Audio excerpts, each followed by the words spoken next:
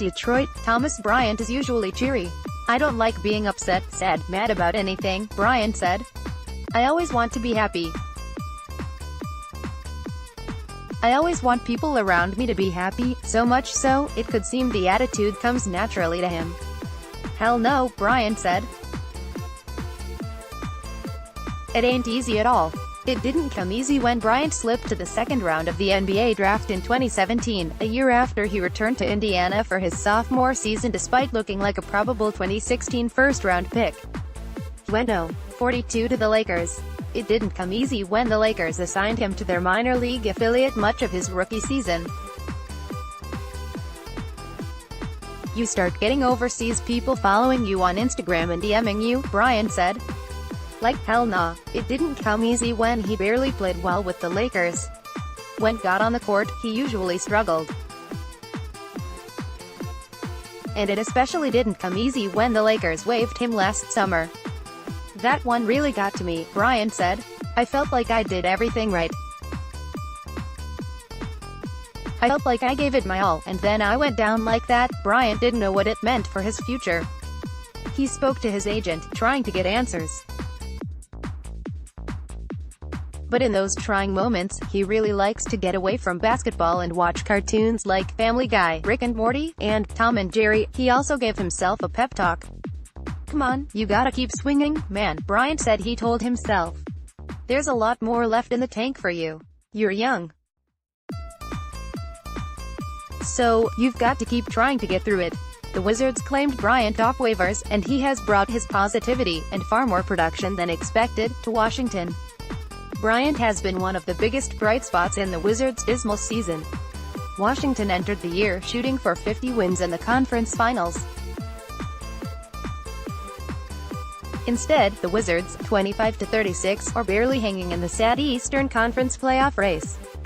Among the many reasons Washington has disappointed, starting center Dwight Howard has missed nearly the entire season due to injury. But that opened the door for Bryant. Bryant has been a revelation. He's an aggressive rim runner who converts the numerous close opportunities he creates. His 81% shooting at the rim leads the NBA, minimum 100 attempts. He has also shown range, making 21 of 55 three-pointers 38%. In 43 starts, Bryant was averaging 10.3 points and 6.3 rebounds in 21.0 minutes per game. He recently got pulled from the starting lineup because, as Wizards coach Scott Brooks said, "We have to see what we have" in Bobby Portis, who was acquired for Otto Porter shortly before the trade deadline. But in the 2 games since, Bryant's minutes, 25.3 points, 20.5, and rebounds, 8.5 per game are up. This doesn't seem like a big demotion, which should keep Bryant in strong consideration for most improved player ballots.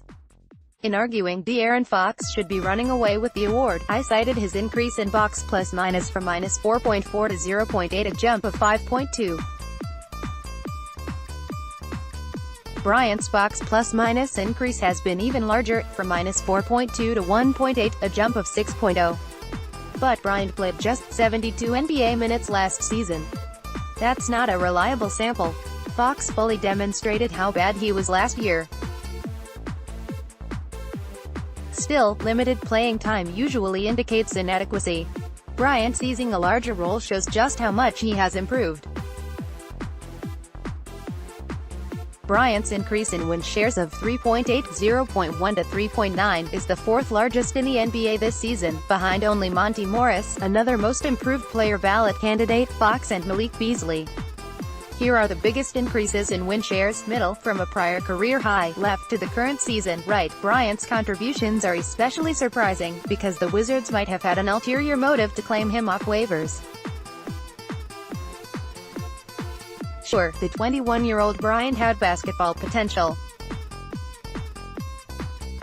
But because he signed his current contract as a draft pick, he also counts less toward the luxury tax than a minimum salary free agent would have. Washington has shown its tax leeriness by keeping roster spots vacant throughout the season, then making trades to dodge the tax entirely. Bryant will become a restricted free agent this summer. Though he has shown great progress, there are still major questions about him long-term, particularly defensively. The Wizards are one of the NBA's worst rebounding teams. It's a whole roster problem, but they aren't much better with Bryant on the court. A solid individual rebounder, he isn't diligent about boxing out. With Bryant on the floor, Washington allows opponents to get 38% of their shots at the rim and shoot 67% on them. Essentially, Wizards' opponents turn into the Bucks, the league's best team near the basket. It's hard to build a sound defense when the center provides such little rim protection. Still, Bryant's flaws rarely stem from laziness. He's kinetic on defense, just often flying to the wrong spot. Bryant is nothing if not energetic. In describing why it's important for him to set a tone for his team, Bryant winds up going through the entire roster. He wants to lift the veterans because they can get fatigued by a long season. He wants to lift the bench warmers because he has been there before. Most of all, he wants to lift Bradley Beal because the star has carried the largest load. "It's great," Beal said. "I tell him every game one knee that Beal especially appreciates Bryant's pre-game routine in the locker room. He has his headphones on, and he's jumping up around, dancing back and forth through the locker room," Beal said. "So, imagine a 6'10" dude doing all the latest dances. So, it's pretty fun and funny to watch, but it gets everybody going." Bryant knows he's making his mark. "They start dancing sometimes, too, and smiling," Bryant said. "So, it's all positive."